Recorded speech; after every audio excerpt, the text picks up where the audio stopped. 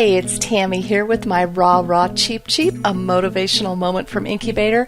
And today my title is called Worship Artist, Industry Artist, Life Message Artist. Now in today's little chat I'm going to talk about the differences and hopefully breathe some new hope into some of you that just might not know all the options out there before you. Now titles always make me a little crazy. Do we understand them? Do we need them? Well, it's only more confusing when you don't understand what is meant by the title of the day, and that's the case for most of us involved in Christian music. Currently, we are right smack in the midst of a worship movement, so we have what we call worship artists. Now, those signed with a label, and I guess who have notoriety, well, those folks, I guess they're called industry artists, but they don't sound as spiritual as worship artists, do they? Now, don't get me wrong, I love worship just like the next guy, and we certainly need new tunes in our churches. But have we forgotten those who don't come through our doors?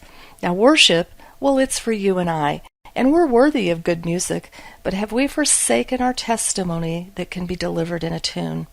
As believers, I think we could all agree that we're called to use our lives to make a difference. Revelation even talks about it in chapter 12, verse 11. It's the blood of the Lamb and the word of our testimony that helps us overcome. And you know what? I really think people need help overcoming. People are struggling with marriages, pornography, loss, money issues. You name them, they are in the church. Many have left because the answer they often hear, if they're even brave enough to express their doubt and struggle, is, well, pray more and read your Bible, as if these people aren't already doing so. Now, I'm never going to disagree that these are powerful principles, but you know what? We need some honest conversation about how Jesus turns up while we're unhappy, confused, struggling, in sin, afraid. Well, you get the point.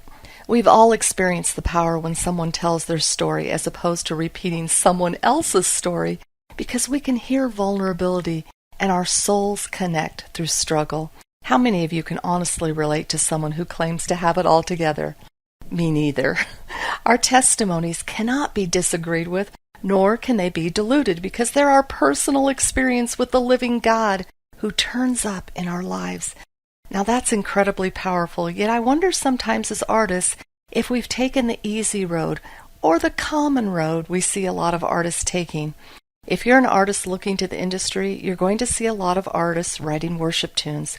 But that isn't the only route. In fact, you'd be surprised to know that many of us who've been around for decades are somewhat confused by the movement.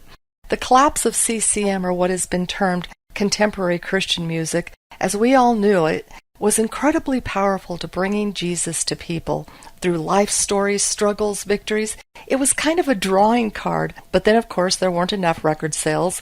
The industry went into a tailspin, and what does it decide to do? Target churches, and the worship movement is born.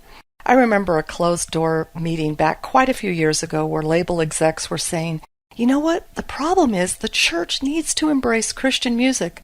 We sat there very quietly, but our comment was, no, the industry needs to embrace the church. Well, guess what? It's still not working. Yes, the church is getting more fresh music, more than it has in years, but it still ran through the same old industry machine. How so, do you ask? Well, you hear worship tunes in your church. Guess what? That you've heard on the radio. So if you are a worship artist or want to be one, recognize you're going to need to take radio worship tunes into the church so people will know them. There simply isn't room for more than one or two of your original tunes in an hour service. How can people enter into worship when all the tunes are new? You know they can't. So if you choose the path of a worship artist, you're primarily going to be promoting worship tunes by already famous artists. And you know what? I'd call that serving the machine once again. Now you can be a one-of-a-kind artist if you're willing to identify what we call your unique core ministry here at Incubator. I promise you there will be no stopping you because you're full of ministry expressions you've not even discovered yet. And competition, well, that's easy. There won't be any because your relationship with Jesus is one of a kind. You actually won't be able to create enough stuff with the faithful group of people that will connect with you. There's deep relational potential here when you start with your core ministry. Now, while someone out there is making the distinction between a worship artist and an industry artist, There are people crying for someone to speak into their life, and that hope only comes from an encounter with Jesus. Is a worship artist more godly or more favored because worship is in his title? An industry artist sounds cold, void of ministry, and, well, driven by money. So guess what? I'm proposing a new title, Life Message Artist. These are artists who write, sing, speak, etc., out of their unique relationship with the Lord. They willingly embrace life's struggles and all the stuff that goes along with it, and know it all has power to speak into people's lives. They want to make sense of their own life, including struggle and discomfort, and they firmly believe that what the enemy has meant for evil, God will use for his good. These kind of artists embrace healing as a life process and boldly believe in how he intervenes in our lives. These artists write tunes that are honest, vulnerable, transparent, and authentic.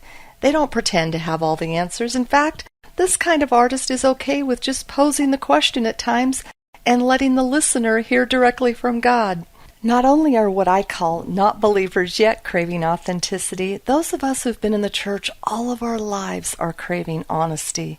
We're actually looking forward to seeing how Jesus will reveal himself in new and powerful ways in the midst of our pain and struggle. And isn't his strength perfect when our strength is gone? And though we've been taught that Jesus is the answer, we all need some practical tools along the way. So think about it. Just because you see a lot of folks doing worship, that just might not be your thing. And guess what? There's room for you. We need artists willing to follow the unique call of God on their life, no matter how the industry machine is running or what it is promoting. Are you ready to be a life message artist? If so, message me on Facebook and let's talk about your story, your unique calling, because at the core is deep ministry. Something to think about.